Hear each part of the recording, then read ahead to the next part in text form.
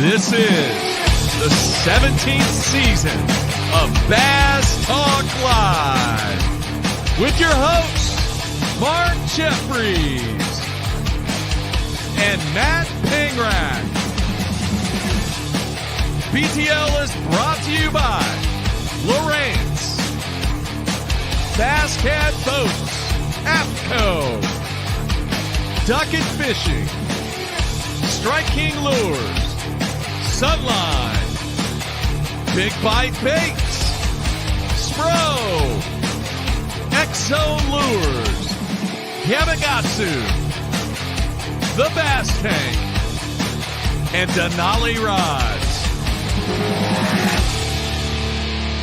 BTL coming at you.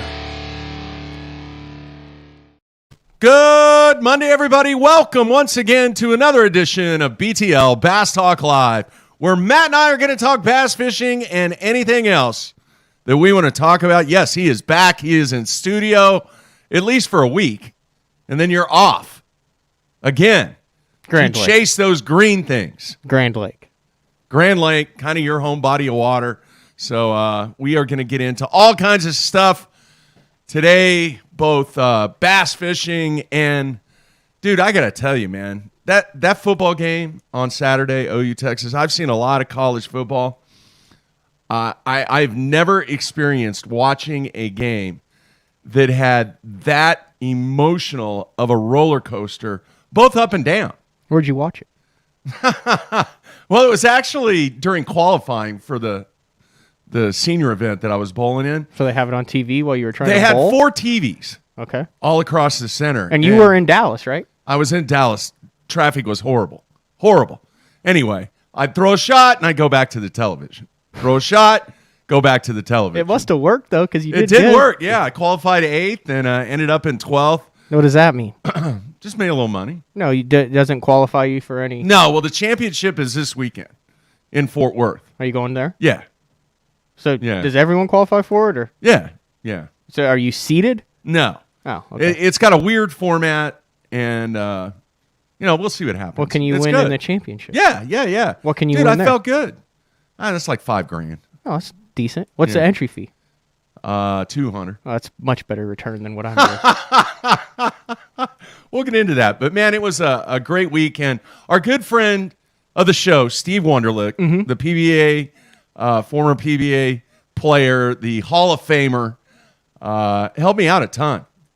He got me lined up on some equipment, gave me some really good advice, and got some equipment shipped in last week, punched it out, went down there and had a really, really good week. Very nice. Yeah. So you were watching the game while you bowled. I was watching. Yeah. I was listening to the game, so I couldn't get it on XM, but I did find the radio app. Is it Toby Rowlands? Yeah. And all those Gabe Eichert and all those dudes that they do a great job on the radio. They're out of their mind doing the OU game, OU Texas game. So I've dialed that up on my phone and then ran it through my speakers. So I was yelling in my car by myself on the way back from Smith Lake. Yeah. And then watch the replay after I got back. So what a crazy win for OU. So yeah, and you brought it up before we started the show. Matt and I were kind of talking about some correlation between what went down at the OU Texas game and what has went down throughout the history of bass fishing, tournament bass fishing. And this is where we need Ken Duke, because I'm sure Ken Duke can come up with some. That's what I was saying. I said, so how can we relate these this crazy week in college football back to bass fishing? I'm talking about like back and forth tournaments where you're at your edge of your seat, who's going to win, last second wins, epic comeback wins in very important tournaments. So Forest Wood Cups, Bassmaster Classics, that type of stuff. And I was interested to see what came to your mind. You obviously thought of one that I didn't think of. What, Takahiro? The I Knew It tournament. Yeah. What was that, 3 fish in the Lake Wiley Classic in the last 20 minutes to win it? On the square bill. Epic comeback there. And then I started thinking, man, there have been a lot of epic comebacks in the Bassmaster Classic. I also think, notably, if you take the correlation of something that like is broken, which would be like OU's offense in the first half, and then just like out of nowhere, like, oh, this guy doesn't have a chance, would be Jordan Lee on Lake Conroe when he broke down underneath the bridge and then it had like 27 or 28 pounds and came back from nowhere to win that one. Yeah, I agree with that. The other one would be Randy Howell on Lake Gunnersville, where he went to the bridge with the variety of red crankbaits and then ran to the back of the cove that he now lives in, catches a 6-pounder on a bladed jig and wins that one. Yeah. And then I thought, you got any others? The only other one that I could think of, and it's a little vague to me, but I remember an FLW event on the Potomac that I think it was Bobby Lane came out of nowhere, because I remember that was the first time that I saw the spider wire boat, the wrap. Oh, so this was a while ago. Long time ago. And he absolutely came out of nowhere and won that event on the Potomac. And that kind of got Bobby. I mean, Bobby was already kind of established, obviously, in Florida. But from a national perspective, I think that was the event that really got Bobby going. Yeah, Clay also brings up probably the most applicable as an OU fan, as Edwin Evers is, would be his final day comeback on Grand Lake when Jason Christie had the thing won for all intents and purposes on as far as what we do, and then he went up that river and caught 29 pounds. One of the most memorable, one of the most memorable moments from that tournament is when, let's face it, Jason kind of got, I don't want to say it spun out, but you could tell that the information that he was receiving definitely changed his game plan. Yeah, and affected That was when the guy was on the walkway and they weren't able to get information or look at Bass Track, and he said, well, Edwin's got 25 already, and Jason had one fish and went, huh? Yeah. And then he sat down, and I don't think he spun out. I just think he realized, hey, I got to go freaking catch him now, and he went and did something to try to catch him and didn't catch him. Now, I say that, and I covered I think I was on the road for all of the 2014 FLW Tour season, covering it for the Bass Zone, but I also covered the Forest Wood Cup back then. And as I was going through kind of thinking of some of these events, I was like, man, where was that tournament that was just chaos, back and forth? This guy's got it. This guy's got it. No, this guy's going to win. No, that guy's going to win. and I had to go back through the archives that I found it. And it would be the 2014 Forest Wood Cup on Lake Murray. Mm-hmm. Which may not ring a bell to many people. It's hard to believe that was already 8 years ago. But that was the one that Anthony Gagliardi, the favorite, won in his home state with 51 pounds, 2 ounces. Now, you have to remember, this was back when the Forest Wood Cup, they came out to the smoke, and they had all the 10 Ranger boats that were back Was it then. $500,000 then? It was $500,000 then. And the second place guy only got 60,000. So you're talking about a $440,000 difference between first and second on this. Yeah. Now, this just reminds me of the back and forth. Texas is going to dominate. Yeah, obviously, they're going to win. No, OU. Now Texas. Now OU. Then Texas scores late. Then OU. Then you just had no idea. Mm-hmm. You could also say it was like the Arkansas-Ole Miss game or the Alabama A&M game. Anyway, but this tournament reminded me of a football game because it was one of the few times that I've watched a weigh-in, and legitimately there were 6 guys that could have won that tournament, and no one knew, and all 6 guys took the lead. Yeah. So listen to this one. So Anthony had 51 pounds, 2 ounces. Scott Canterbury had 51 pounds, 1 ounce. 1 ounce victory. Then Brent Ayler had 50 pounds, 11 ounces. Casey Ashley had 50 pounds, 7 ounces. And Steve Kennedy had 50 pounds, 7 ounces. I remember Steve Kennedy thought he had the thing in the bag, had a huge limit of largemouth, I believe, in that one. And so you had 5 guys within 9 ounces of each other, all weighing in the individual fish one by one, and it was back and forth, back and forth, back and forth, and then it was a 1 ounce victory for Anthony Gagliardi. Listen to the top 10 in this one, too. These are just the heavyweights as far as... What, 14? 2014. It was Gagliardi, Canterbury, Brent Ayler, Casey Ashley, Steve Kennedy, Matt Herron, Brian Thrift, Michael Woolley, Scott Martin, and Jacob Wheeler. Wow. That was your top 10 in the 2014 Cup. Wow. Take one guess. Think Carolina's dominant co-angler, very relevant today. Who won the co-angler side of that? I have no idea. Come on. No, I have no idea. You could guess. He's on the Elite Series now. He's connected to Brian Thrift.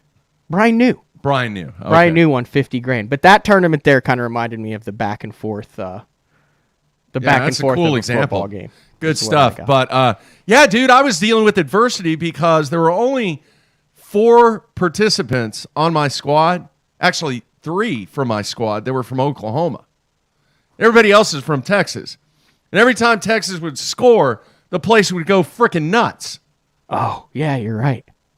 And I'm just That sitting had there to- shaking my head that had to going, spin what you is out. going on? No, I didn't get spun I out. almost. So I'm on Smith during practice, and I come across. Are we going to get into this now? No, not this. This is Okay. still. We're still OU Okay. Texas. I got to show you this picture just to prove that I did it. So, you see that picture? What is that a picture? What is that a picture of? That would be the Texas Longhorns flag. What's on the other side of the dock? The American flag. Right. So Yeah. this was up on my. This is crazy. So this was up Okay. on my Instagram for like 30 minutes, and then I took it down. I take a picture. I come across this dock. One side's got the American flag. The other side's got the Texas flag. I'm in Alabama. By the way, there's like people with houses that are painted Roll Tide Roll, and everybody's got. That's how they roll. I mean, like literally, like their break walls are crimson and cream there. Yeah. So I've got this. I come across this dock, and I'm like, oh, it's OU Texas week. This is Texas and Alabama. So then I was like, I do this kind of tongue-in-cheek comment. I said, rolled up to this dock on Smith Lake. I said, the left side of it, which is the American flag, Yeah. lived up to the expectations. I said, the right side of this dock, which is where the Texas flag was really hyped in pre-tournament reports, but I was very disappointed with the results. I thought that was pretty funny. That is pretty good. That's So I awful posted creative, it, and man. then I realized, I might not want to post that right before OU Texas. And it was in a cut that I was catching them in, so I really didn't want people to be like, oh, there's that flag. Because I've done that before in tournaments where you're in practice. You're like, oh, that guy posted something with this like purple dinosaur on the dock, and there it is. Yeah. And then I get off the water, and the first person I see after I get off the water, so I delete this while I'm on the water. Like, I'm like, oh, this is, and then I look at it, and I'm like, there's a Longhorn flag on my profile now. And, so I delete it. The first person that I see when I get off the water, Bride Robinson, who played for Texas. He's like, hey, man, how's it going? We talk about it. I'm like, God, I'm so glad I deleted that post. Wow. Yeah. That was really creative, though. I'll give you that much. Yeah. So just a crazy, crazy football game. And Saturday was just, it was pretty insane. I'm sure the people in Alabama right now are shaking their head a little bit about what the Aggies did. Yeah. The last day after Smith, I roomed with Kevin Ledoux. He had to leave. The house was cleaned up. I said, I'm going to Applebee's. I'm sitting by myself at the bar. I'm drinking a beer, and I'm eating a chicken shrimp Parmesan steak. Eating good in the neighborhood. Huh? And I sit in the corner, the Applebee's bar. Yeah. And on one side of me is a dude. You can't make this up. I'm in Coleman, Alabama, the week Okay. of OU Texas. Yeah. And I'm sitting in the corner. On one side's a dude from Alabama with an Alabama hat on. And then 2 seats down on the other side of me is a dude from Auburn with an Auburn hat on. Oh, jeez. And they're freaking going at it, like back and forth over college football at the bar. And you just wanted peace and quiet. And I didn't say a dang thing. Did you have any OU gear on? No. This gets better. Okay. So then, they're arguing over what time the Alabama game starts. And they want to know why it starts so late because they're usually a 2:30 start in the SEC. And this is the only thing I said. I said, well, the Red River rivalry is at 11. I said, so that's probably why it's a little bit later start. And he goes, first of all, we're not politically correct here. It's the Red River shootout. He goes, and then second of all, blah, blah, blah. And he proceeds. Then they get into a 20-minute conversation about how bad Texas and OU are going to be in the SEC. And he goes into how he had to go to Oklahoma for something, and there's no pretty girls at Oklahoma, and how horrible Oklahoma is, and how there's not a good thing that came out of Oklahoma, including their football team, and they're going to get wiped, and blah, blah, blah. And I didn't say anything. Nothing, right? I'm just sitting there. Yeah. And all I did is I open up my wallet and I pull my driver's license out, which is from Oklahoma, and I just toss it on the bar. Oh my gosh, that dude. That's funny, Pam. I totally owned him on that one. His face just stopped and he looked down and he's like, is this a joke? And I was like, no, man. I was like, I went to OU. That is funny. But that is I funny. got the full SEC effect there. Yeah. All right, let's do this. Let's talk a little bit about the Hall of Fame, the dinner. You were there, and then we'll take a break, and we'll come back, and we'll dive into your event on Smith Lake and kind of let you have the floor and answer any we got questions. we got a bunch of other stuff to talk Yeah, about. we'll get too. into other stuff. But how was the Hall of Fame thing? It was really cool. Your first Hall of Fame. I know you had Gene on. That was before Yeah. the Hall of Fame banquet. I guess there's like 3 categories you can go into the Bass Fishing Hall of Fame, and there's like a media category, like an angler category, performance, and then an other. And I guess Gene's one of the. I think there might be one of the first fisheries biologists kind of to be inducted into the Hall of Well-deserved, Fame. though. Yeah, which was cool. Alan McGuckin from Oklahoma, a bunch of other people were there. I've known Gene since the time I moved here. Yeah. And fished with them a bunch. You've known him for 30 years? Yeah. 25, 30 years? Yeah. It's insane. So it was really cool to be there, to see all those guys. One of the things that I thought was really classy was Van Dam was there with his wife. I straight up asked him, I said, does this count as one of Johnny's days for you? Like, hey, do you have to come because your Bass Pro Shop's got you? Right? I mean, it's a fair question, right? Yeah. I mean, like, hey, are you expected since you're Bass Pro and it's at Bass Pro? And he's like, no, man. He goes, this is something that I think is really important. And every year, as long as I'm available, I make time to come to the Hall of Fame dinner. And I think it's important that we preserve the history of the sport and the game. And this is me on my own thinking it's important. That's good. That's cool. So yeah, there were a lot of history, a lot of cool people there, a lot of people who make a lot of money. To be honest with you, I was just like, okay, it's like the people who own the people who make the decisions. Like, you know what I mean? It's a lot of money there. Yeah. So the girlfriend Kinder came and we stayed and did the whole thing in the banquet, and they did all the speeches. Steve Bowman also got inducted. I've known him for a long time, like my first college tournament way back when, and the college bass that he had a big hand in doing. Jay Yellis and just a number of different guys. So I got to meet a lot of the Lindners. Because Ron was inducted. Obviously, he passed away. Al was unable to be there, but his family was there. Got to talk with them. Dude, they're just an awesome family. Like, they just do cool stuff. Yeah. Like, the whole family, that whole thing. So, no, it was good. I really enjoyed it. I did go to the Van Dam after party at the Hall of Fame event. Van Dam and Davey Height had an after. They even had a sign. It was Really? the Van Dam and Davey Height after party, because they're both Hall of Famers. They had like a blue jacket and stuff. I got to give Larry Nixon his Hall of Fame jacket. Did you really? Yeah, that was really cool. That was kind of a highlight. Dude, that's very memorable there. Yeah, it is. That's epic. So I had no idea. You never told me that. Yeah. That is really, really cool. And then they raised a ton of money for the Hall of Fame, and through the auction, which we went for like over $3,300, which is awesome. More than last year. Last year was have you been in $2,600. contact with the gentleman? The guy sent me a message through the website, and I'm going to reach out to make contact with him this week. Okay, so that's I think he's from Texas. fishing with me, Yeah. bowling with both of us, Yeah. and then guest host a BTL for the day. Yeah. And you'll help cover the expenses and Yep. stuff. So we'll either go crappie fishing or bass fishing, whatever he wants to do. Yeah. And then we'll have him on a show with a good guest. Yeah. Can't wait for that. KVD did pay for the open bar. It was an open bar, huh? It was. Well, you said there was a lot of money there. Dude, there was like, and so here's the problem. Like, I don't know a lot of the people. So then you get in this deal where you are kind of scared to be like, well, who are you and what do you do? Because they'd be like, oh, well, I own what, you know what I mean?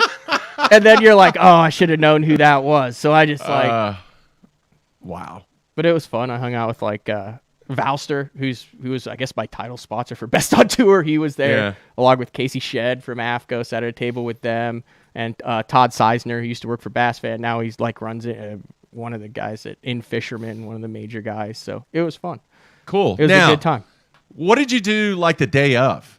There's not a whole lot of other things to do in Springfield. Yeah, so I did arts and crafts projects the whole time. What? I glued all of the auction item signs onto stand-up signs, and then I put together the Lund bar stool, and then helped organize the auction stuff, and then I was like gluing like the like what the item is, because there were hundreds of items there, to Yeah. like a little stand-up sign, and then Yeah. like organizing it, and then put together the raffle stuff, and then we had a meeting. I felt like I was in a college project. You've got like G. Gilliland and Darren Cole, and me and stuff. We're all just like literally Yeah. cutting and pasting and gluing signs together. All right, so you wore a suit. I mean, you dressed up and all Yeah, that. yeah, no, everything. no tie, but I did wear a suit. You wear.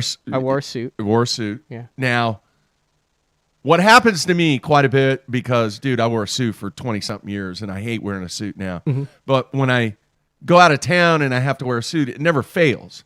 All right, I always forget something, either a tie or a belt or Yeah, whatever. That's a great lead-in.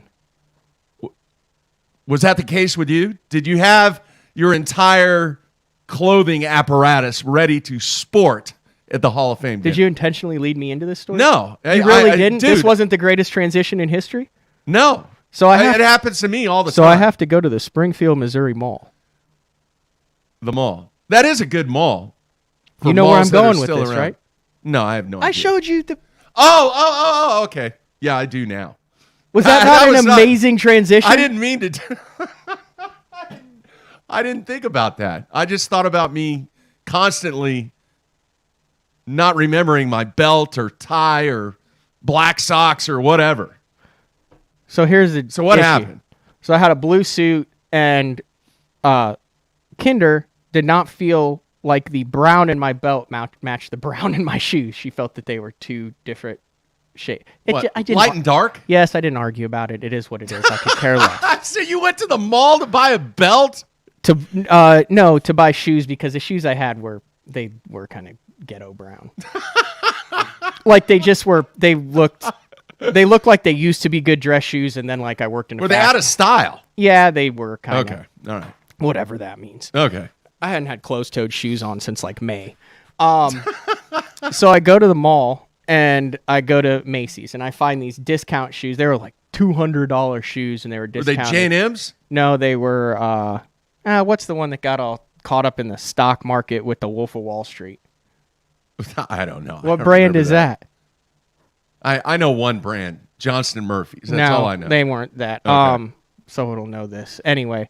So I go into Macy's and I'm walking out of Macy's and wearing just, it's the kind of like the atrium thing. I'm walking out of Macy's and I'm wearing a polo shirt and slacks, right? Hair's all done up and stuff. And I walk out and I'm just minding my own business and I hear you. Like Screaming, yelling, carrying on. And I'm like, yeah, Steve Madden. That's right. Good job, Brett. And I hear you. And I literally just start like circling. And I'm like, where is this? I'm like, what? Maybe I didn't. And there's like a seating area right outside of Macy's where like dudes whose wives are blowing their savings in Macy's like sit depressed and just wait for him to get done shopping. You know what I'm talking about. Yeah. The disgruntled husband section, I guess. Okay. Is where I always sit, like when we go to the mall and I'm like, hey, I'll be right here, meet me here when you're done, and then you just look at your phone. Okay. So I circle back behind, and no, I did not get a Macy's credit card. I circle back behind, and there's a dude watching Day 4 with Mark Jeffries and Frank Scalish. Really? Just sitting there, watching it. Okay. So I'm like, oh, that's cool. So without thinking, I just sit down right next to him. Like right next to him. So I sit down next to a stranger who's minding his own business. That's not on his how phone. you roll, dude. No, but I figured this will be cool. Because, I mean, this is random. It's not like we're at a fishing event. We're in Springfield at the mall. Okay. And I said, man, you can't find anything better than that to watch? And he looks at me and he goes, oh, no, man, this is Bass Talk Live. And I said, really? And he goes, this Frank guy, Frank, he's like, I love this guy. He talks about bass fishing. He goes, do you fish? And I said, yeah, I fish. And he goes, Oh my cool. He gosh. goes, have you heard of this show? And I don't know this guy. And I said, yeah, I've heard of it. And he's like, dude, he goes, my buddy sent me the link to this like a month ago. He goes, I'm just getting into it. He goes, I've watched it. He goes, but I can't get enough of this Frank guy and the other dude. I don't think he knew your name. He goes, but I've learned so much. I said, oh, yeah, so what are you doing here? He said, the wife is shopping. He goes, we're in town for this big bass event that was going on Truman and Lake of the Ozarks. Okay. And he asked, he's like, well, what do you fish? He said, what? I said, yeah. I said, what do you? He said, are you fishing that event? And I said, no. I said, I'm here for the Bass Fishing Hall of Fame. He's like, oh, that's cool. He said, do you fish professionally? And I said, no. I said, I just fish the Bassmaster Opens and stuff. And he goes, you don't know where these guys are from, do you? And I said, he has no idea. Dude, this is no joke. I said, well, the Mark is the host, and he's from Moore, Oklahoma, and then Frank lives in Ohio. And he's like, oh, okay, cool. And I said, I'll tell you what. I said, I actually kind of know Frank a little bit. And I said, it would make his day to know that someone's listening to him in the mall in Springfield, Missouri. I said, can I take your picture? And so he's like, heck yeah. So I got a picture of him listed. I showed it to you. I sent it to you guys, didn't I? Yeah, I sent it to you. Yeah, I think so. Here it is right here. I got like 9 million pictures of the dogs. And then, oh, there he is right there, right outside of Macy's. Super nice guy. That's epic. And then I shook his hand, and I said, hey, nice to meet you. I said, keep watching BTL. He goes, oh, I will. And I was on my way. And he had no idea who you were. No, it was great, though, that we've got the reach, man. Wow. That's a pretty good story. Yeah, it made my day. I called Frank, and Frank was loving it. Do you remember the guy's name at all? I unfortunately don't. He was a super, super, super good dude, though. Super friendly for a random guy that just sat down next to him and was like, hey, you can watch something better than that. I'd be like, who are you and why are you sitting this close to me and looking at my phone? Wow. One of the better stories that I've got. That's really good. Well, it sounds like the Hall of Fame was it was awesome. You can go to the bassfishinghof.com, Bass Fishing Hall of Fame. You can become a member of the Hall of Fame. There's all sorts of different stuff. And if you're a member of the Hall of Fame, you can even go to the Hall of Fame banquet next year. It's pretty reasonably priced. You can, support it. You get the newsletter, a bunch of stuff. You can buy challenge coins, and then you can go to it. I've actually met a couple that I was one of those people that I was like, I hope this guy doesn't own some major billion. But I just introduced myself. Hey, I said, I'm on the board. Where are you? You know what? And he said, man, he's like, we come every year. We're just members of the Hall of Fame. I'm a big fan of the sport, and we just like to be a part of it and listen to the speeches and meet people I said, that's awesome. So something you guys definitely need to look into. We'll have more coming out on the Hall of Fame, why you should be a member. You can be a member for pretty cheap and stuff. So cool. All right, we're going to take a break, hear more about Matt's adventures in the state of Alabama. Get the scoop on what went down at Smith Lake. So everybody stay tuned. We'll be right back.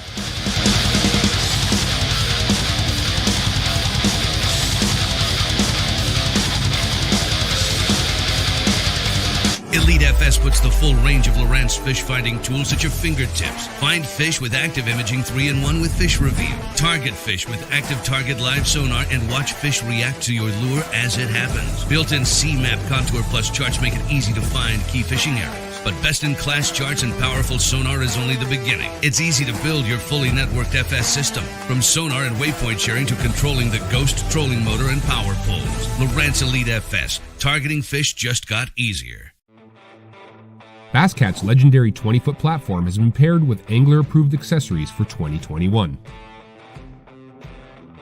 Puma FTD features the proven hull used by many of the top names in bass fishing today, backed by a transferable lifetime warranty. The Puma FTD boasts a full team deck concept which enhances efficiency for you and your tournament partners. Turnkey tournament-winning performance. The Puma FTD SP from BassCat. So, you're looking to buy fishing electronics, huh? Are you also looking for true experts to help guide you through it? Well, at the Bass Tank, you've come to the right place. We are live forward-facing sonar pioneers with thousands of hours spent learning through winning trophies, cashing checks, and just having fun. Whatever brand you need, we have it. We offer free shipping, and we have 2 financing options available. Our experts are here to help you. Call us today or visit thebasstank.com. Preparation is key to success.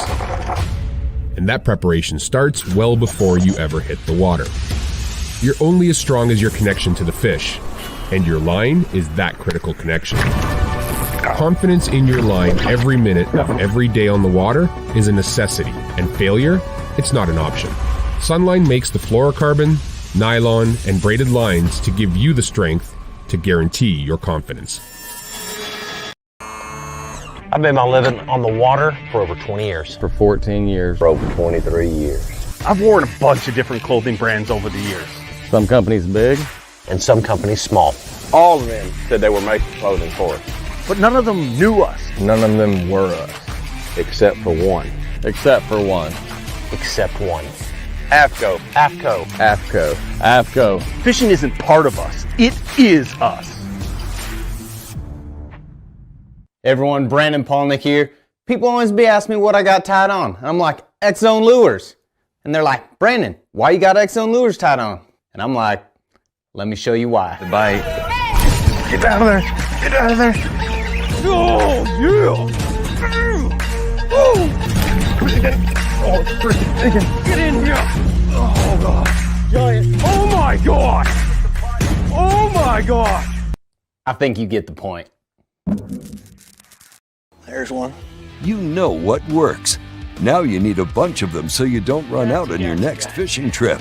The Big Bite Pro Packs feature 25 baits per pack at a price far below that of having to buy 5 packs of regular baits. Now the Pro Pack has a big brother, the Mega Pack. The Mega Pack features 100 of your favorite baits. With these, one bag is usually plenty to get through the day. It helps me stay organized, helps me save money, helps me catch more fish. All of us on the Pro Tournament Trail use Gamakatsu hooks. Why? Because they are absolutely the best. It's not about how many bites you get. It's how many you put in the boat. Gamakatsu makes hooks for every fishing style. We didn't come this far to lose fish. Did you? For more information, visit gamakatsu.com.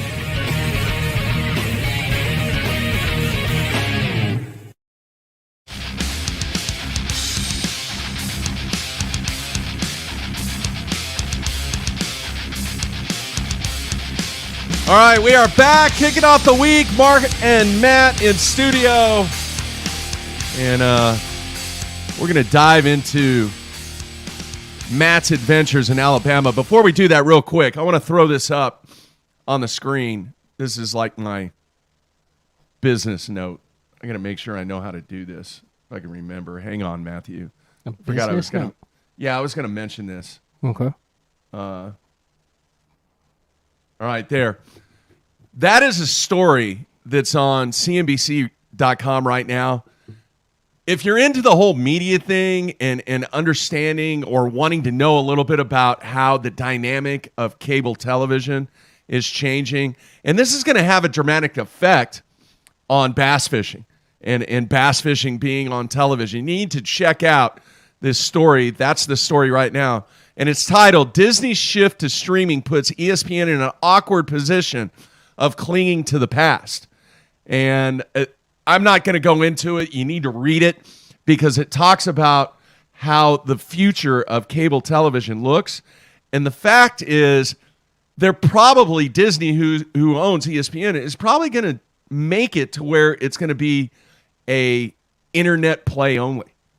In other words, when they get to this certain point that they're looking at, that you're only going to be able to get ESPN through the internet. I know I do the whatever, $15 a month or something because we don't get a ton of channels and do the Disney Plus. Yeah. So I just wanted to mention that because I know there's a lot of people out there that like the business aspect of what we talk about. That is something you definitely need to check out. Like I said, it's on CNBC.com. Check it out, read it, and I'd love to hear your feedback on that. It is a fascinating read. And I don't say that often. I'm not a big reader, but that caught my attention when I was doing my daily routine, morning routine, and definitely need to check that out. All right, Matt, let's dive into what went down at the Open. Can we dive into what went down somewhere else in Alabama first? What's that? Well, we got our college angler in the Bassmaster Classic. Okay, sure.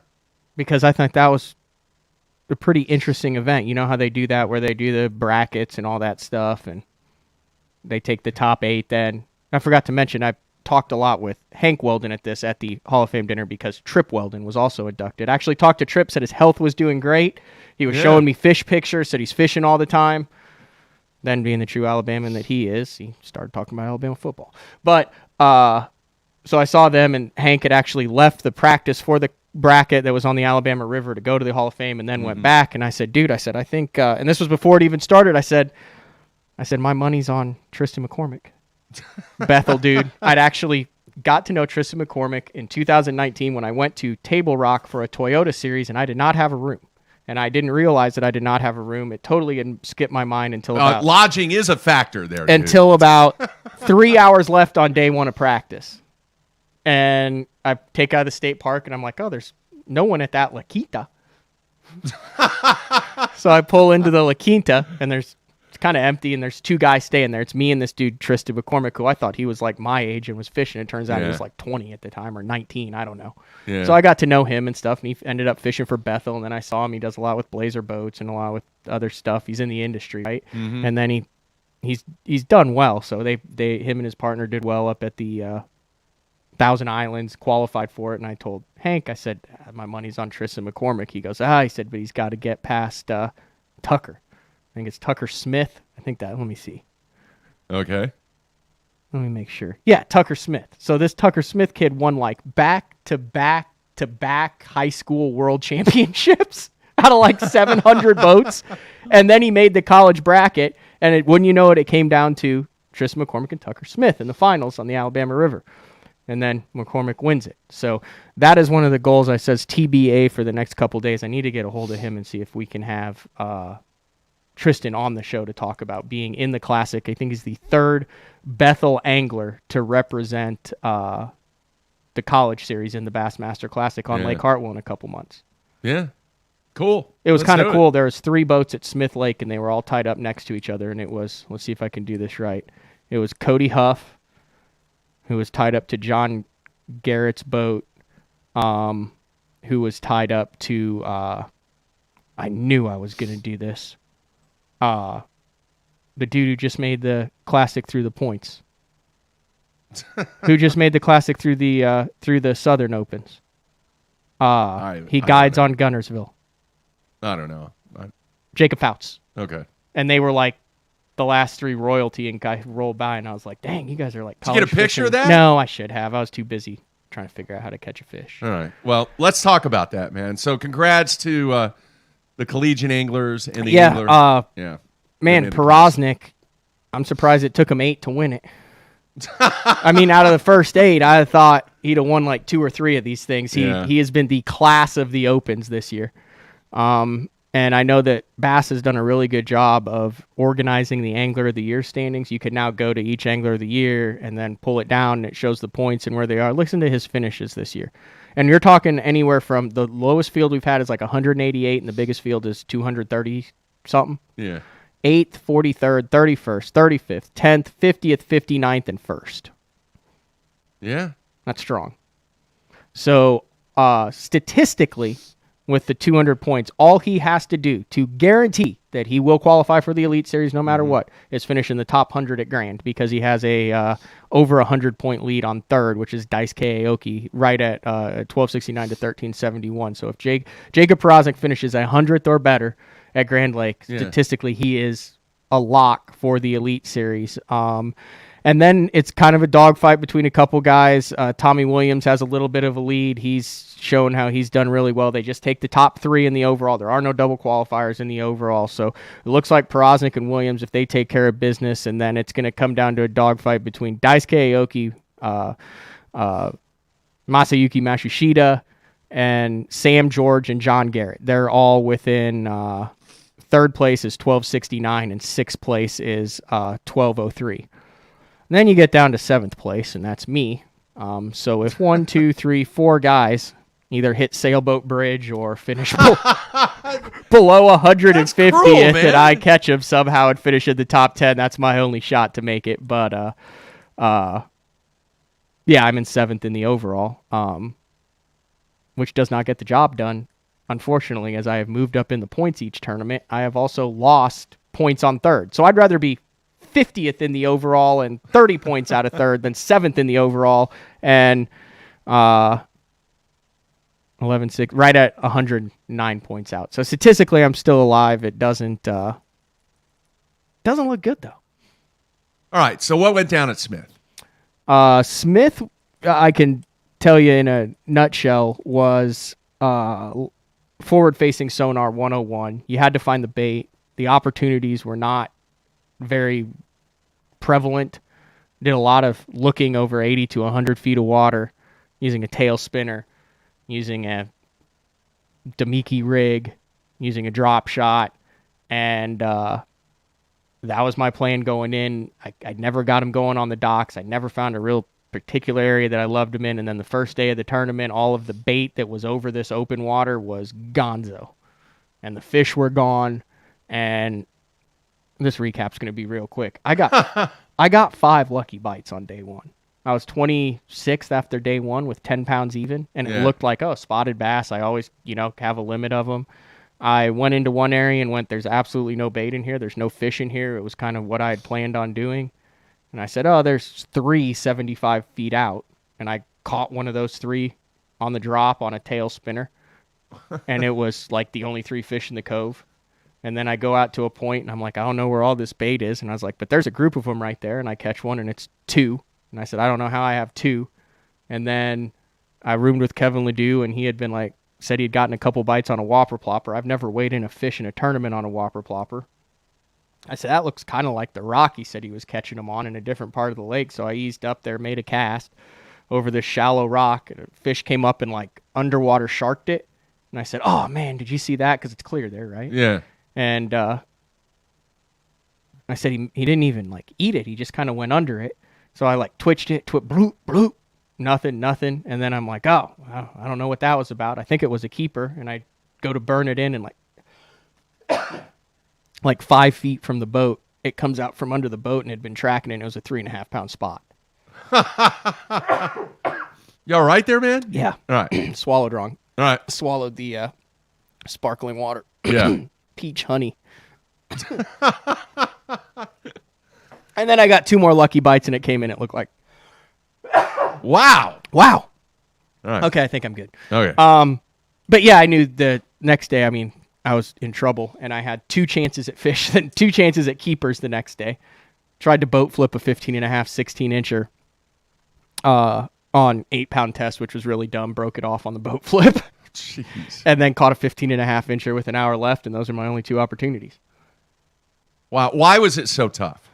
Because it was the fall. It was a transition. They'd had a 200 boat tournament the week before. There were 220 boats beaten on this thing. We had torrential downpours. It moved the bait a lot. The guys who did well either targeted largemouth and ran out of largemouth, but caught a couple that really moved them up because it only took 20 pounds to make the final day, or they figured out the Porosniks, the Franks, the dude from Rayburn always catches them. Anyway, they figured out that there were some cuts that still had bait in it in different parts of the lake, right? And then they milked those.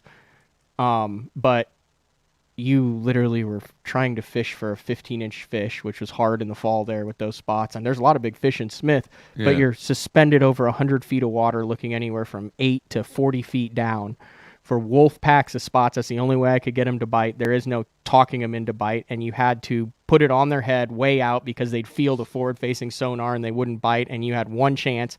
You had to hit them, intersect them on the fall, and then hope that one came up and ate it because you only got one shot at them, and then you had to find them, and then you had to hope that that was over 15 inches. There were 7 things that had to line up for you to catch a keeper.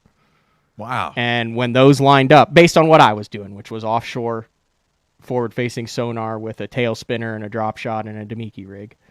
When all those things lined up, you catch one. But it could be a short. They could come up and look at it and not eat it. You could have a bad cast. You couldn't find the bait. They would swim too fast to where you couldn't intersect them. There could be guys on your area. All sorts of stuff. What about the bridges? There wasn't a fish on a bridge. Wow. Yeah. Now, how long did you throw the top water once you had So that here's what I sequence? did. This was the first. I just off and on the first day. I got a limit. I knew it was kind of one of those things where I was like, that's my bonus fish. Yeah. But I went for it, man. On day 2, I had no co-angler. I knew it was going to be sunny. I knew I couldn't get that lucky again.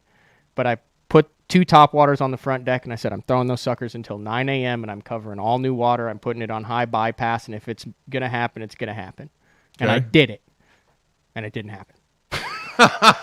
Unfortunately. But if it had, I just needed a couple bites, and there's another top 20 finish. So it is what it is. It was a good time. It was fun. I really appreciated it. There was a lot of BTL fans that came out to the weigh-in at Smith Lake that were there. They had a group of guys that were like cooking ribs and brisket, and they had pork chop sandwiches in the morning. Bar none, the Smith Lake facility there, the volunteers, the people who worked there, they had people that backed your boat in. They had people that pulled your boat out. They told you where your keys are. They parked it. Literally was like the only time I've seen it better is like the Bassmaster Classic as far as really volunteers and people helping people get in and out of the water. Super smooth. They get an absolute A+, greatest place to launch with 200 boats in the country. Everyone was super cordial, nice, easy to weigh in. I had a great time. I just didn't catch anything on day 2. All right, man. Simple question, but it might be a complex answer. What is your approach now going into Grand? I mean, mathematically, you still have a chance. Yeah, no, I catch 18 pounds a day. And you think that's possible? Yeah, it's possible. You know it's Grand in the fall. They live there. Well, no, I get it. Yeah, 12, 13 pounds doesn't do me any good. I got to have a top 5 and hope for people to fall. Hope for failure. Like I said, there's 1, 2, 3, 4 guys. 4 guys. Yeah. 1, 2, 3, 4 guys. So are you going to approach it any different? How's the practice going to go? What are you going to do? I'm not going to go try to have 8 different patterns to catch 12 pounds. That's the difference. Like, if I had already said, I was like, ooh, Mark's probably going to be really ticked off at me. Because Why? If I had caught him on day 2, I think I would have just gone and lived at Grand for a week and a half. Well, because I was only 30-something points out after day 1, right? Yeah. But then Massa and Dice K caught him, and I didn't catch him, so I came back down to Sam George. Garrett, was way up there. He only dropped a little. But it was to where it was like, holy cow, if I don't catch him and they don't, I could like technically be in 3rd after tomorrow. Yeah. And then I was like, well, then I need to figure out how to catch 12 to 14 to keep me up there. But now that doesn't do me any good. There's a 250-boat tournament with that U.S. Open qualifier that's going on. We're talking about 3 days of torrential downpours and rain, followed by a big temperature the drop, first too. massive cold front of the year. You know how that affects Grand. I know how that affects Grand. It's either going to be gangbusters or it's going to really be difficult to even find a fish. So I'll go out there this weekend and look around, but my game plan is I just want to be in an area where if I do 1 or 2 things all day, and I fished out there a lot in the fall with Fred Urbanus and the fish and chips, remember? Yeah. And we've had 18 to 20 pound bags out there multiple times in the fall. So I know how to get that job done. Where I just want to identify an area where I can get some quality bites. I have absolutely no pressure on me. And I'm not going to mix it up and junk it. I'm actually going to fish for 2 3/4 to 4 pounders and see what happens. Okay. Obviously, you haven't spent any time on the water right now, but do you believe that this is going to be a spot thing or a pattern thing? Pattern thing. Okay. Pattern thing in an area of the lake. Okay. It's going to be typical fall Grand. I think you'll have 5 or 6 guys that are in one area doing kind of the main thing. It always seems to work on the top 10 in fall tournaments on Grand. Yeah. Grand's one of those lakes where you, after the tournament, go, really? That's how they caught him? Dang. Like, there's 3 or 4 ways they're going to catch him, right? And you have to pick the right area and do the right thing. And for those guys, it's fairly easy. They're like, yeah, I was getting 10 to 15 bites a day. For the rest of the guys, it's struggle bus. Are there, and forgive me for not knowing this, are there guys that are allowed to just fish this open event and not fish the rest? Yeah. Kind of jackpot, the old jackpot. Yeah, that's the hardest part of all these opens. Like, you go to Lake Norman, all the great guys at Lake Norman jackpot it. You go to Smith, all the good Alabama guys. You go up to Thousand Islands, all the good New York guys. So let me ask you this question then, and hypothetically, do you think that the points in determining the Elite Series spots should not include the people that aren't fishing all 9 or all 3 events? Nah, they still get points. It is what it is. Why complicate it and take guys out? Well, it's not complicating it. No. I think you should get points based on where you finish. 200, 199, 198, 197, and then You run out of points below 200. Okay. I mean, that's fair enough. That's coming from somebody that is I got no problem with that. Here's the only thing. I wasn't even planning on going on this. But we'll do it now because there is a chance. What did I bring up? Okay, there's a chance that this should happen. This not should happen. This 100% should happen. This is the right thing to do. Okay. I want to hear it. And I want to get your thoughts on this. All right. So right now it's 3 anglers out of the Centrals, 3 out of the Northerns, 3 out of the Easterns, and 3 out of the overall. You with me? Mm-hmm. It is the Falcon Rods Opens Angler of the Year. Big shout out to Falcon Rods. They weren't even going to do an overall this year until Falcon Rods stepped up for the second year in a row. Right. It is a money-making deal. Who knows how much Falcon pays for them, but they pay to do the overall, right? Okay. Right now, the double qualifiers, and I understand how this is difficult to work, and this is something that I know Chris Bose has talked about, and a lot of guys have talked about this, and it's a 6 one way, half dozen the other, because their goal is to have the most anglers in the field for each event to get the entry fees, to take their cut out of it. Fair enough? Okay. And so right now, if there is no double qualifiers in the overall, so should Porosnik finish first in the Centrals and first in the overall, it would go down to fourth in the Centrals, not fourth in the overall. So the overall supersedes everything. The overall supersedes everything. Okay. I've talked to anglers who have fished all of them. I've talked to anglers who fished 3. I've talked to anglers who have qualified for the Bassmaster Elite Series this year through 1 division. I've talked to anglers on the Elite Series now, and I've talked to anglers who've sucked and just fished 3 of them. Mm-hmm. There needs to be, and this is coming from someone who is in 7th, who is most likely will not affect me at all. It's not like I'm lobbying for something that I'm in right now. And I said this last year when I only fished 1 division, right? Okay. And it actually would have benefited me going into Louisville. To only have 3 out of the overall, not have any double qualifiers out of the overall, and have... there were 35, 40 guys that started doing it. There's probably like 20 to 25 guys that are left now because, it's a situation where you finish 150th, 160th, you kind of drop out. This is a true test, having been through it and having only fished 1 division before. So listen, I've done it all. I fished 2 divisions of the Toyotas in 1 season. Yeah. I fished 1 division of the Opens in 1 season, and now I fished all the divisions of the Opens. This is a true test. This prepares you for a national tournament circuit. This exposes your weaknesses, shows you what you need to work on, exploits how much financial pressure is on you, your decision making. You're on the road for a long period of time. 3 tournaments, fishing 6 days. Yeah, you have to have some game to qualify for it. It does not nearly prepare you or get you the top anglers like this would. Would you not agree that of all the Opens, of everything that is going into this, Jacob Porosnik, bar none, was the best angler in the field that fished the Opens? 100%. Right now, Jacob Porosnik has a 70-point lead in the overall. He finished in 6th in the Northerns, did not make the Elite Series. He is currently, he finished 13th in the Southerns, did not make the Elite Series. And he is currently 7th in the Central, did not make the Elite Series. If it stood right now, Jacob Porosnik would not have it. He would have to smash them at freaking grain to get in there. But he is the best angler in the field. He has proven with his consistency. And we know with him being Elite Series champion, with what he's done, he's got over millions of dollars in the air. The cream is rising to the top with Jacob Porosnik leading it, right? Tommy Williams, Dice K, Massa, both of those have won. Sam George's been doing it. We saw what John Garrett's done.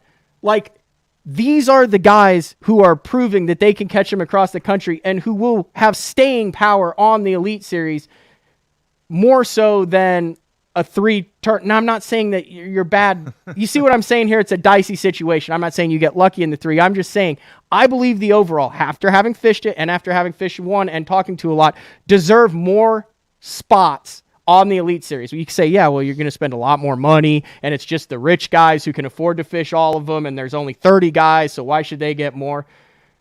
Because they're the ones who are set up and ready to do it, and it shows the skill and talent.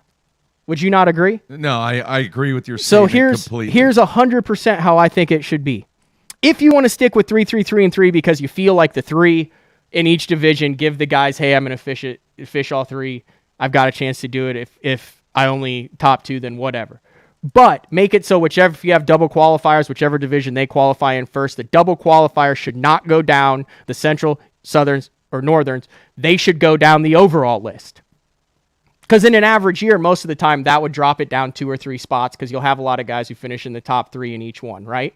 Mm-hmm. There's bar none next year. Before they've announced the schedule, they need to put this in the rules. 100%. This is the right thing to do to get the best talent. Have I said anything bad yet? No. They need to do that and figure out a way to where if you've got a guy who finishes in the top 3 in the Centrals and the Northerns or whatever, it should be whichever one you qualify in first. Just make it as simple as that. But then you double qualify in the overall because that gives you a chance then to go down to 4th, 5th, 6th. Guys, this is $40,000 to fish all of these throughout the course of the year. Mm-hmm. Like if you are fishing all 3, you're in and have one at your home pond, you're in like $8,000. Yep. Or go to 6 in the overall and the top 2 in each of the 3 divisions.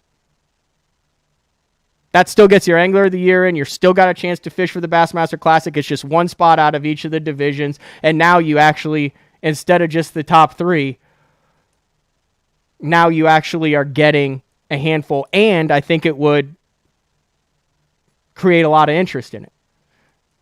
And it gives those guys that are getting cut from the Elite Series a legitimate shot to get back on the Elite Series because they obviously have the funding to fish the entire year and stuff. So it gives, you see what I'm saying? Mm-hmm. Those are the 2 options that I feel are the right thing to do. Now, I'm not going to complain if they do it the same. I'm glad that they had the overall 3. I'm not taking anything. I'm not complaining about this. I'm just saying, living it in the middle, having been a part of all of it, there's a better way to get more guys fishing all of them in. Do you think that, the field size in the opens is related to 2 things? 1, dangling the carrot to get into the Classic if you win. Mm-hmm. And 2, dangling the carrot to think, oh, well, I can catch them in 3 tournaments, and then, I'll try the Elite Series for a year. Is that why the field size is so high? Why do you think the field size is so big in the opens? 1, it's a lot of money if you win. 2, you make the Bassmaster Classic. And 3, it's all about the carrots. Carrots. It's the Bassmaster carrots because you don't go to the Open to finish 35th and cash a $2,800 check when you've got $3,000 into it. So don't you think, and based upon what you just told me, I think you're going to agree with this. You may disagree, but don't you think to better prepare, as you said, somebody that wants to be on the Elite Series, that if they had 9 opens, you have to fish all 9 to qualify for the Elite Series? Yeah, you can still have your people that only want to fish 3 if you want to. Hang on. You still get the Classic thing. And here's the other thing that I don't know how many people think about this. Literally, the final Open is in October. It's still undetermined who is going to get those spots in the Centrals and in the overall. Yeah. How many people out there, unless, I'm going to look dead in the camera on this one, unless you know somebody, how many people are going to be able to financially set things up to be able to do that next year? I think the events should start either in the late summer or early summer and conclude the following year. All right. And that gives you 8 to 10 months to get ready. Because is that not the objective, to get guys in there that, number one, I'm not saying you don't deserve a spot if you finish in the top 3 overall. I think you do. I think that is the best scenario in getting the best talent that has a chance financially to be successful.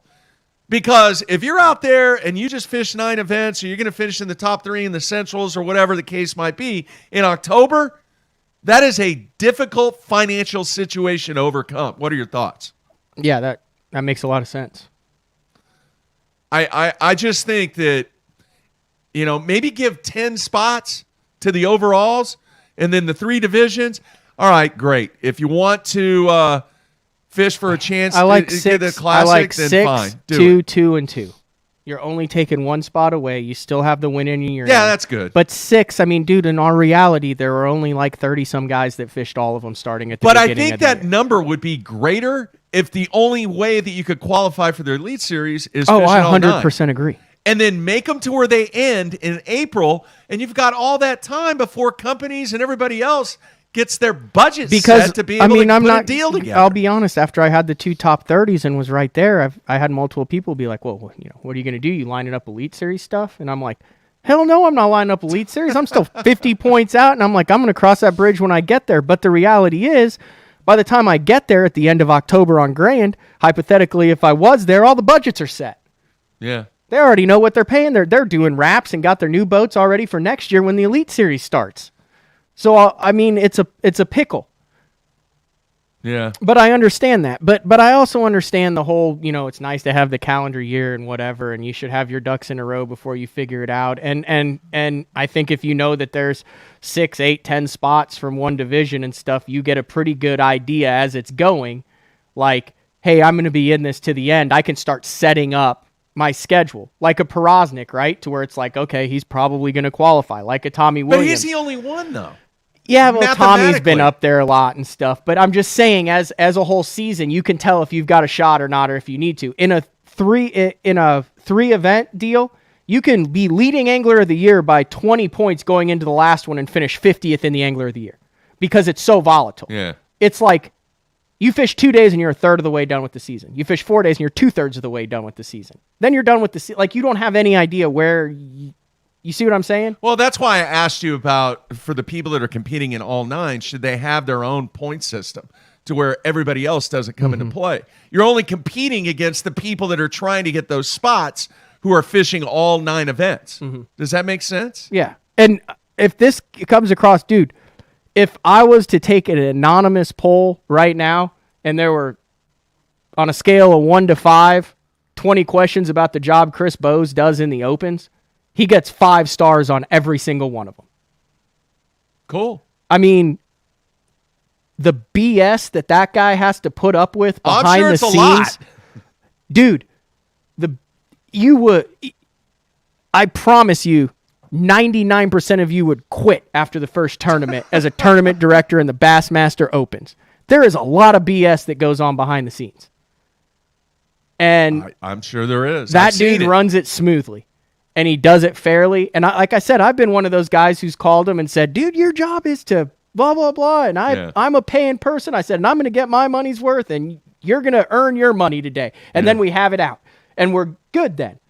Dude, 100%. I respect him as much as I respected Tripp. Yeah. As far as fair and making the right calls. Like, yeah, if you don't like listening to him, I understand. It's a crappy deal. You have to stand there for 5.5 hours and weigh in 300 people that you've never heard of before. Like, there's only so many things you can say. You know what I mean? Like, that's a boring weigh-in. All right, let me throw this out at you because obviously you've been through it, and you're right. You have been through it at many levels to get to this point where you're trying to make the Elite Series. What if there was a 9-tournament series that was strictly guys that want to qualify for the Elite Series? That's what we talked about, too. Why not do the top 20 in each division, and then the guys who get kicked off of the Elite Series, and they fish their own tour. The problem is money. I mean, well, it always is. That's why I said it costs a lot to freaking go. Now you've got more divisions. Now you've got divisions that are sandwiched in between there, for lack of a better comparison, that get lost in the shuffle like the pro circuit now. Fair point? Well, I just think, I truly believe that there definitely should be a defined line that is not intercluttered, because that's what it is. You're actually competing against guys that have no intention of fishing the Elite Series. Vast majority of those guys have no intention but it's also of fishing the Elite Series. Bassmaster Opens. You can fish them for whatever reason you want. You know why? Because it's an open. But that does not fit the category of people that are trying to earn their way No one to the says that you're Bassmaster supposed to Elite fish Series. the Elite, the Opens to qualify for the Elite Series. That's why it's called an Open. It's not called the Bassmaster Elite Series qualifiers. It's called the Bassmaster Open. Should it be? Should it be a standalone tournament series for those people that truly want to fish the Elite Series? No. Why? Because of the carrot, man. You know how much money Bass makes and how much money the companies make? They could still do that. That's what I'm saying. They could still do that. I'm fine with the way it is as far as the setup for it. I just think that there's a better way to get the guys in who have proven themselves throughout the year on a bigger scale. I am not one of those guys right now. I'm not. I haven't proven myself enough. I'm down in 7th. There's 6 guys ahead of me. Okay. That have had better years. Like, I feel like they deserve to be on the Elite Series, and only 3 of them are going to make it. So out of Peraznik, Tommy Williams, Daisuke, Massa, Sam George, and John Garrett, half of those guys are going to be bitterly disappointed. And all they did was go out and finish in the top 75 to 80% of the field in 9 events across the country and spend over $40,000. Dude, I've said this since day one, and I really, really believe this. If you have the financial resources, if you have the game, and you have the support, the knowledge, and have worked really hard to build up your experience, there needs to be a specific qualifying series for those that specifically want to be on the Elite Series. I agree, but You how does can't that work mix and financially? match.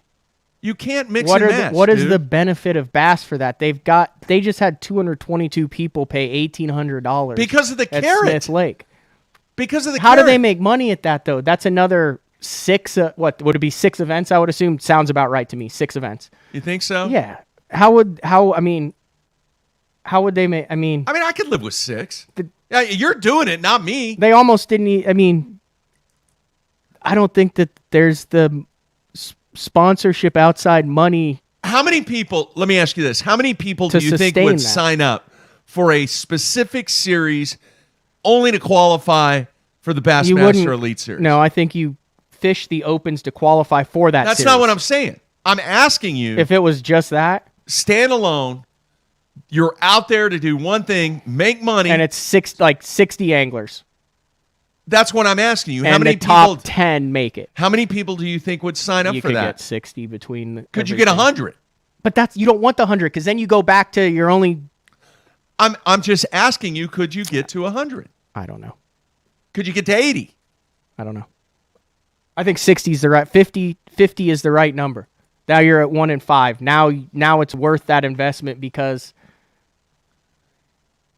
I think 50 to 60 is the right number, and you take it out of the Opens that are still the Opens. You still have your chance to qualify in the Opens, but there's a standalone.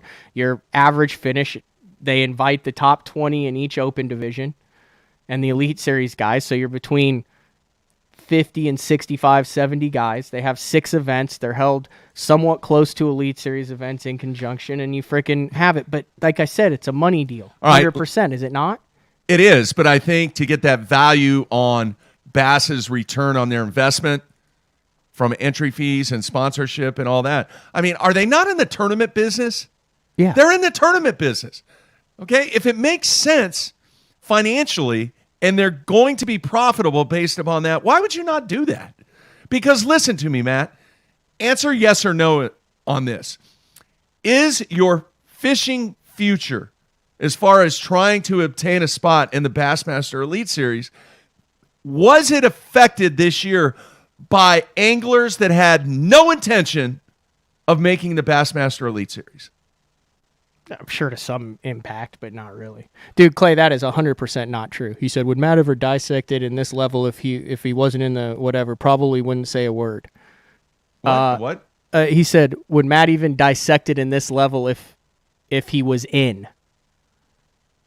Would I be talking about this No, if I was in? no. That is total BS. Yes, I would. I've stood up for anglers and their qualifications Yeah. and everything, and I've been a numbers guy since I've been in this game But since I started. listen to what I'm asking you. There are guys that are fishing that have no intention in fishing the Elite Series. I did it last year when I wasn't fishing all of them, too. You can go back and listen to the show. They're fishing areas that you may or possibly could be targeting. No, they are finishing above and below that has an effect on where you finish to try and qualify for the Elite Series. It's the opens. It's the points. You just finish in the top, and wherever you finish. It doesn't matter who's in between you.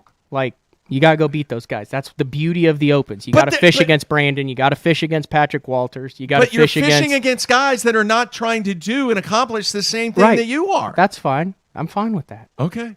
I wouldn't be. I'm totally fine with that. I'm not complaining about anything. I'm just saying how I think I'm not saying anything is bad. I'm just saying I think this is how it could be improved. Like, I haven't said or badmouthed anything. I've enjoyed the heck out of fishing the opens this year. I knew exactly what I signed up for when I signed up for it. I totally am fine with it. But I just think it could be improved for the anglers' benefits moving forward. Before the schedule is announced, there's ways, once it's announced and the rules are out, you can't do anything about it. All right, let me roll this out to you. I was looking I at hope I this. didn't come across like I was complaining. No, you were offering solutions and ideas and concepts I've talked to make it better ad nauseum with anglers across the board about this. Okay, let me ask you this. Yes, Prosnick has a win, obviously his last one. How many checks do you think he got this year? He probably cashed in half of them. 5 out of 8. Yeah. Okay. Let's go to number 2. How many checks do you think Tommy Williams has? He's probably cashed in half of them, too. He's probably cashing more than half. He's been on fire. 2, 3, 4. Half of them.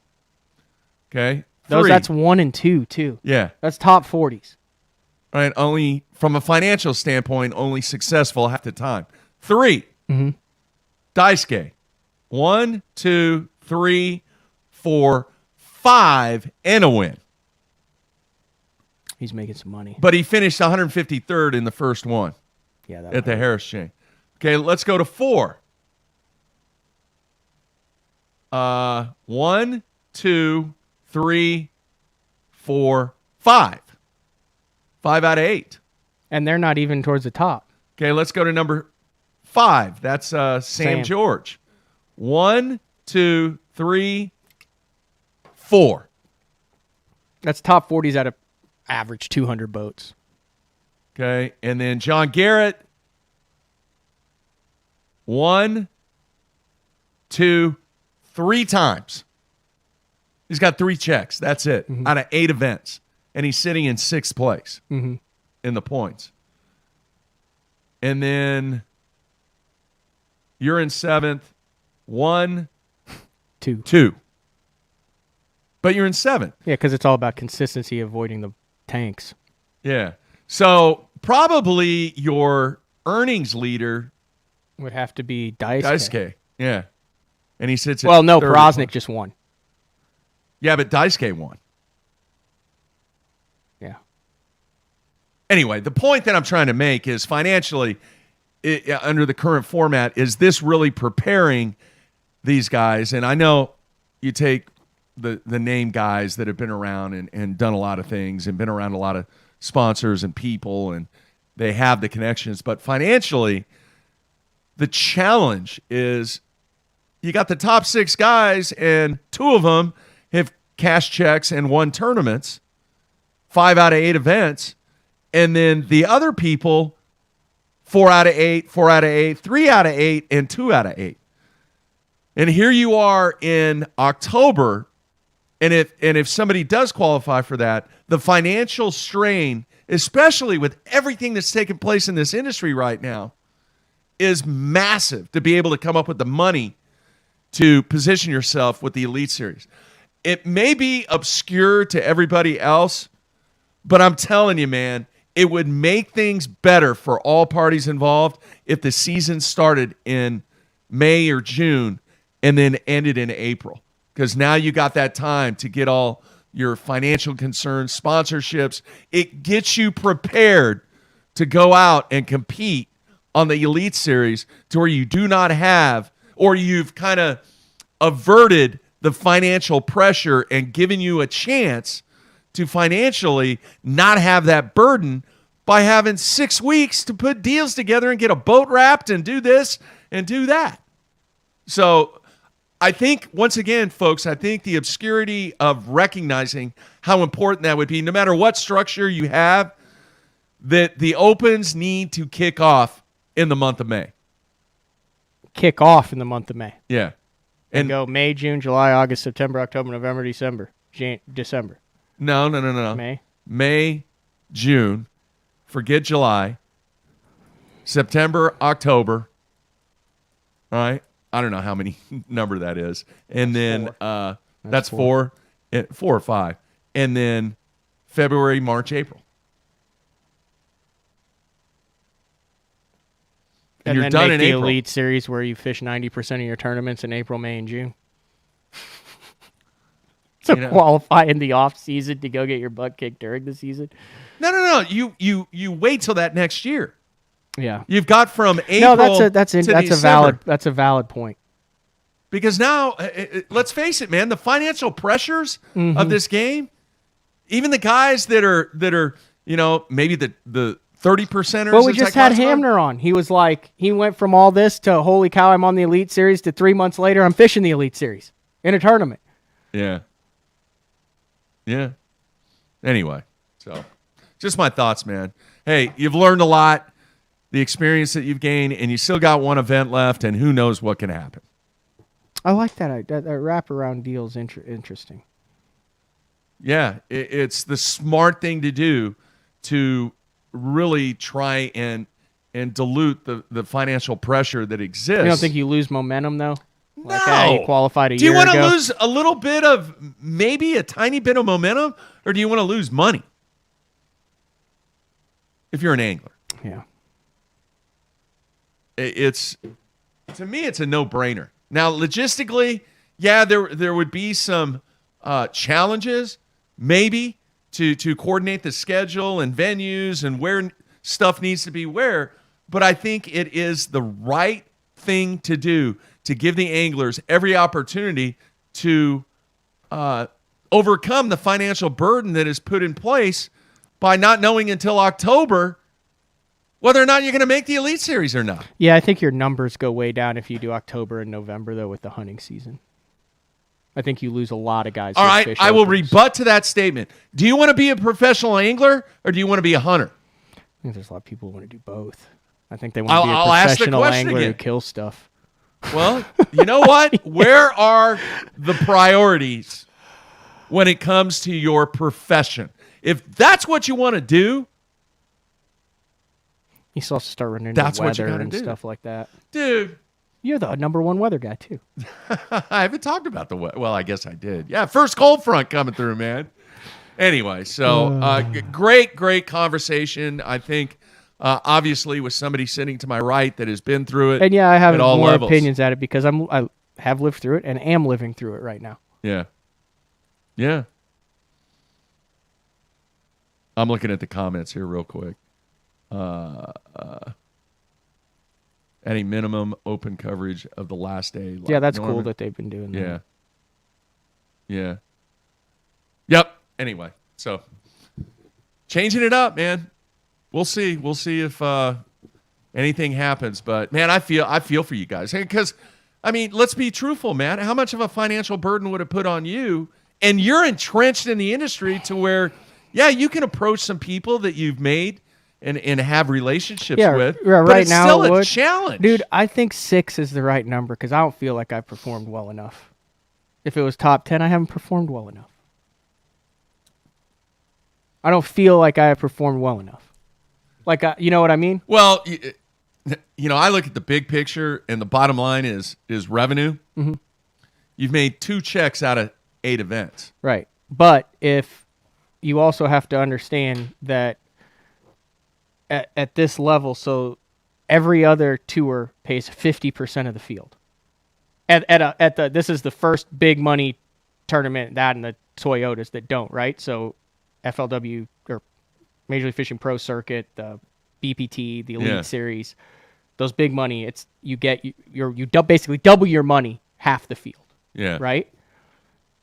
Yeah. You apply the same to this, and I've checked an 8 out of 8. No, I get it. I get it, man. I get it. Hence, that's why I asked you about if you're trying to compete for that spot, should you only be competing against the guys that are trying to, like in this to chase field, those spots? They paid the top 17% of the field. What is that? 1 for 5? Less than 1 in 5. Okay. Yeah. Bowling pays better. I mean, than even that. if they pay the top third, even if they pay the top third of the field, yeah, I'm like 7 checks. No, I get it, man. I get it. I don't know what else to say. And if frogs had wings, they wouldn't bump their butts every time they hopped. You didn't. I don't know if you've listened to any of the past shows, but I kind of brought up this slogan about what's next. What's next? What do you need to do next to come up with new, creative, engaging revenue streams that makes your organization better? And it's not just Bass. I'm talking about everybody. Right? What's next?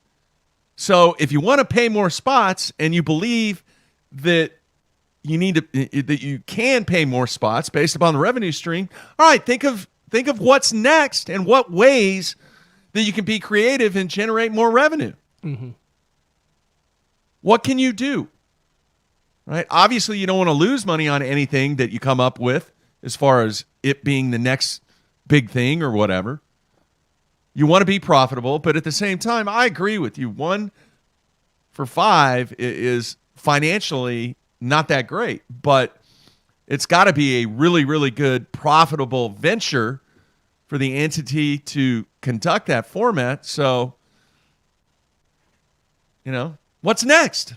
Let's see what's next. Maybe come up with a new revenue stream. Everybody wants to make money, right? Mm-hmm. At least most people do. Yeah, it'll be interesting to see if there would have been any double qualifiers, because in the Centrals with 1 left, Perozic's in 7, Garrett's in 9, Williams is in 12. Brian, hey, I'm not going to say that. No, that's not what I'm talking about as far as that being what's next. I think that is a slippery slope that just doesn't work, paying for streaming services. The only scenario that I might see that is if they had a camera in every single boat and maybe somebody wants to pay $5 a month or whatever it is, who knows, to watch their favorite angler on the Elite Series. And you actually have access to that particular angler. In other words, you have all 100 anglers or 80 or whatever the number is. Hey, I want to watch, Mark Menendez. I mean, dude, click.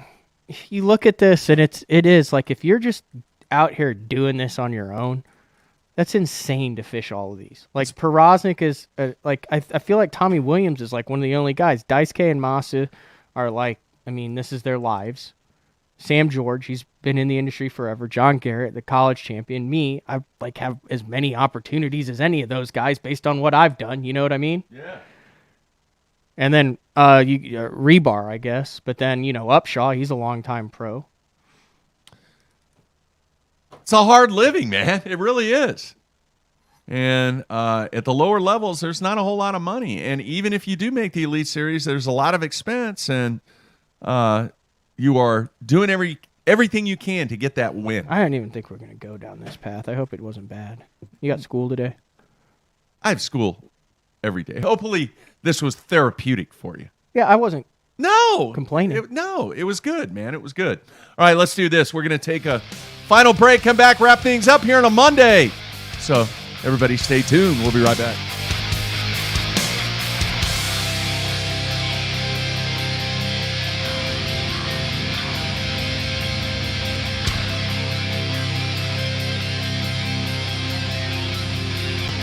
Pro-inspired, pro-designed, tested and proven by legends on the water, dominating the tournament trail for over 50 years.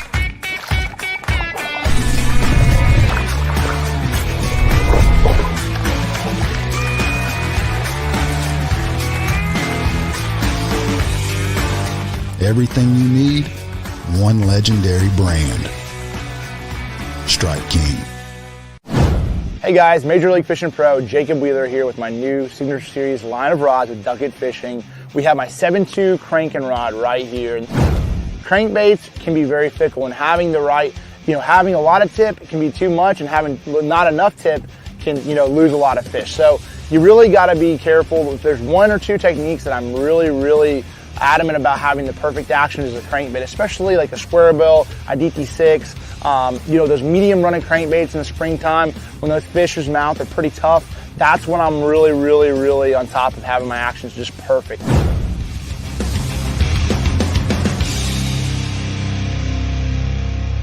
Little John family of crankbaits designed by top tour pro John Cruz have excelled at catching bass in any condition for years. They all feature a flat-sided design and paint jobs that are seldom seen in mass production bait. The Little John family also expands with new rattling versions of the Little John 50 and Little John 50 MD.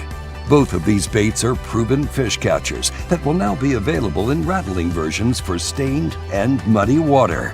They feature the same great action and diving depths as the original 50 and MD sizes. The Ned rig. What rod should I be using with the Ned rig? My favorite is the Denali Lithium multi-spin rod. It's our 7'4" length, great Ned rig rod. It's got a great sensitive tip on it.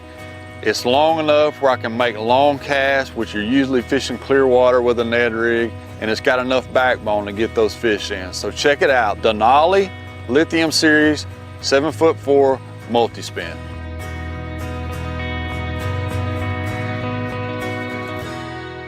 Everybody loves to chase bass on the water. But is your most valuable asset protected when it's not on the water? Empire Covers can preserve your bass boat against even the harshest conditions. When the storm is coming, that bass boat needs to be protected. Check out EmpireCovers.com for all your cover needs. Empire Covers is the ultimate solution when it comes to protecting that asset. Empire Covers is the ultimate solution in easy protection for your truck, for your boat, for your car, anything that needs to be protected from the elements. BTL listeners can receive free shipping plus an extra 15% off their entire order on EmpireCovers.com. Just use the promo code BTL at checkout. Empire Covers. Protect what you love.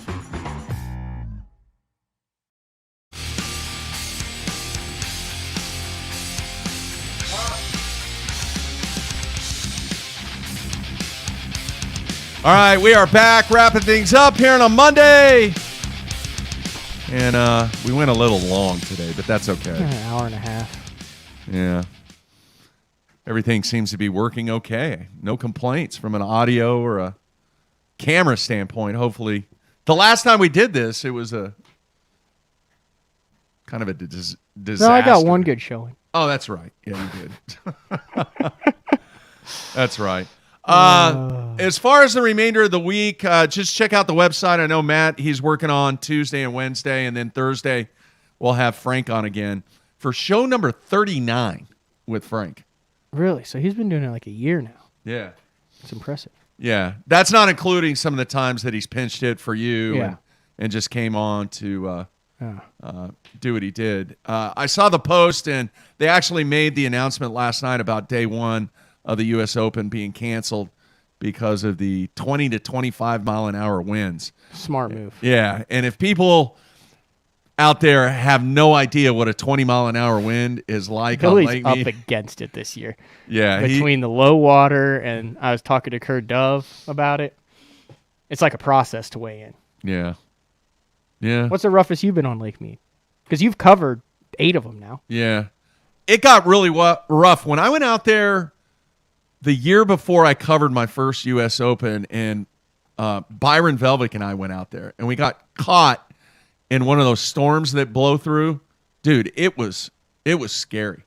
It was a zillion times worse than one of those what I call blow-throughs on Texoma, where you're down by the islands, or Buncombe Creek, and you got to get back to Catfish Bay. Oh, yeah, things are great. Oh, it's calm, slick. And then 30 minutes later, there's 20, 25 mile an hour winds out of the south on Texoma. Yeah, it's pretty bad. Pretty bad. Anyway, so they're doing a 3-stage weigh-in process, the way I understand it. So they never leave their boats.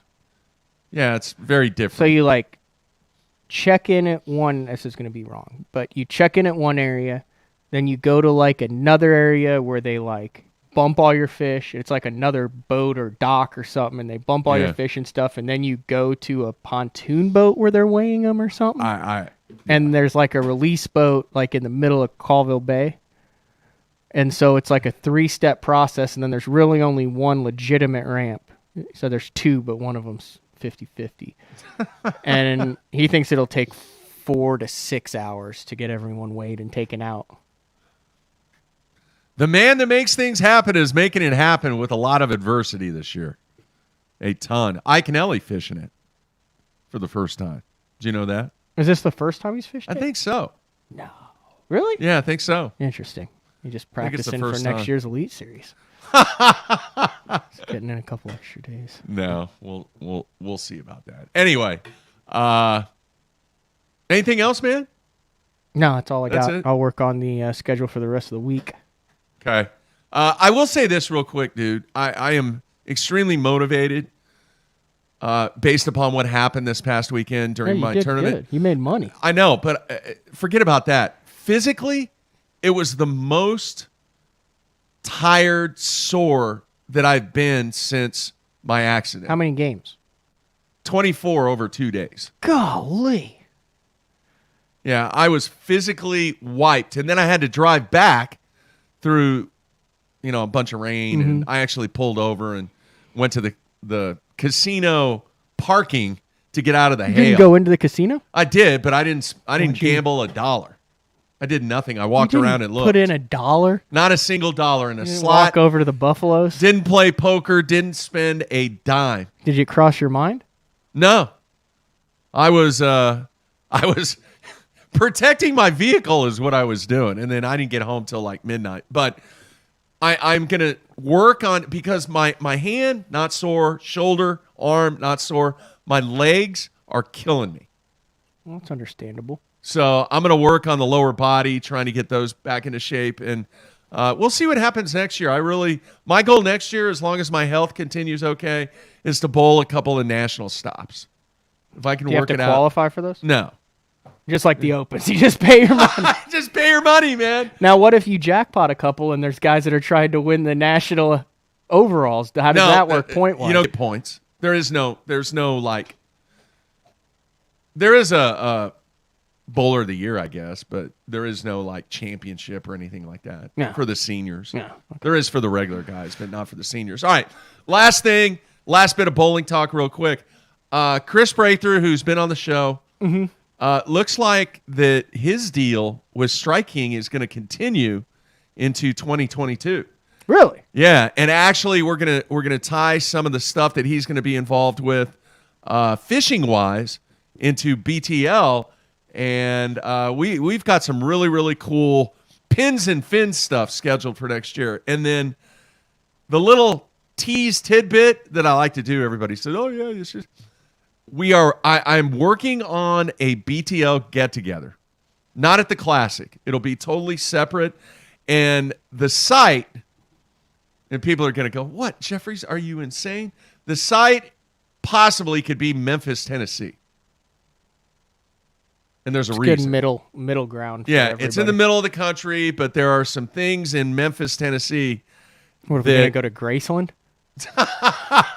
No.